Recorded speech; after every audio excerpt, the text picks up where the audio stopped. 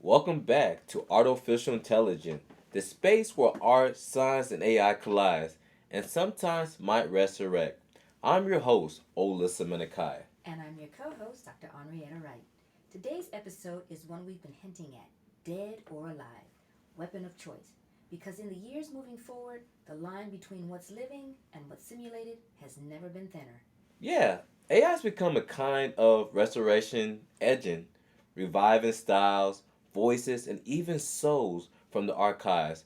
But the real question isn't just what AI can bring back to life, it's whether those creations should live at all. You know, Alyssa, what happens when the past speaks again? I saw an exhibit in New York where AI collaborated with the late Basquiat. It used his unfinished sketches, analyzed his rhythm, and painted new works in his voice.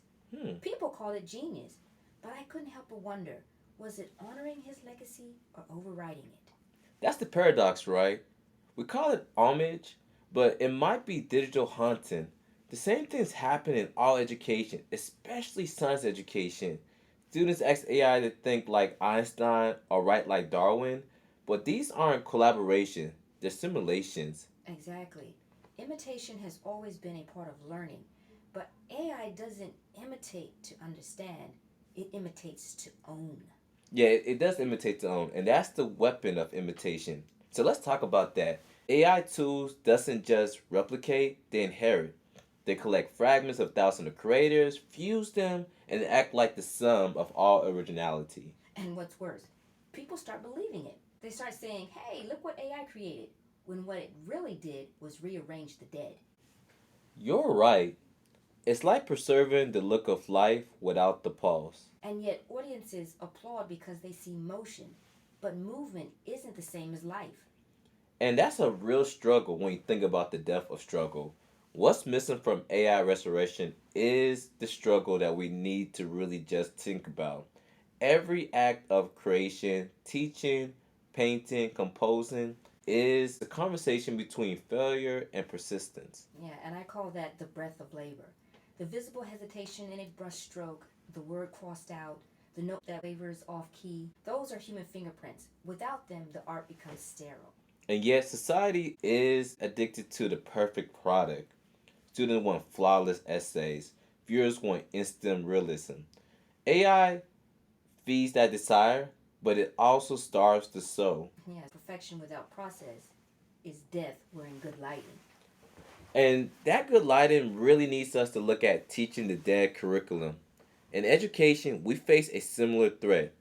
AI is already scripting lesson plans, grading reflection, and even writing feedback. It's convenient, but when teachers stop reflecting, the classroom becomes a museum filled with dead ideas on display. Yeah, teaching is alive because it changes the students.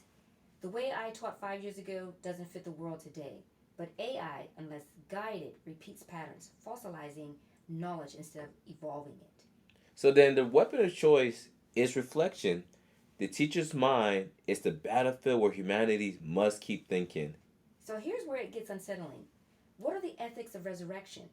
We're not just teaching AI to create, we're teaching it to revive, like the living dead. Whole industries are building synthetic voices of deceased singers, AI generated films of late actors, and posthumous artworks. And they sell it as innovation. Mm. But there's an ethical line there. When art becomes reanimation, we risk turning legacy into a show. Yeah, exactly. And there's a difference between continuing a legacy and repurposing it. True continuation requires consent, and the dead can't give it. And I think that's where we now need to think about the ownership. It happening faster than regulation can keep up. Estates license AI recreation of deceased artists. We have monetized imitation. It's like renting out ghosts, right? And when profit becomes the motive, art loses its sacredness. Maybe the weapon isn't AI, it's greed. Mm. AI just amplify whatever value we load into it. Which means we're not just creating anymore, we're curators of conscience. Yeah, and I think that's where now we're becoming the living archive. I've seen AI used beautifully to preserve dying language, cultural songs, and old history that might have been lost forever. That's where it feels alive. When technology listens to save, not to steal. Yes, the living archive. That's where AI can be a bridge, not a thief or a crypt keeper. If we approach with humility, AI can extend cultural memory without rewriting it. It's all about intention. Yeah. A scalpel and a sword are made of the same steel. What matters is how you use it. Yeah. So look at artists as guardians of the spirit, right? Artists have always held that line. Our work isn't about replicating beauty, it's about holding meaning. I tell my students, your medium may change, but your responsibility remains to represent truth, not trend. Yeah, that's right.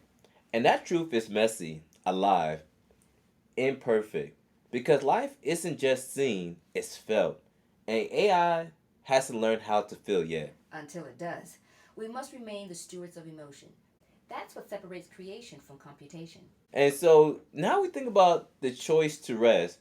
So maybe the real act of mastery isn't deciding what to make next, but deciding what not to resurrect.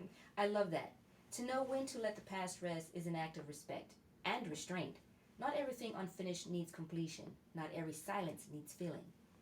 And maybe that's our final weapon of choice, discernment, to know when to act, when to stop, and when to let the leaving breathe on their own. Yeah, because in the end, the most human thing we can do is let go.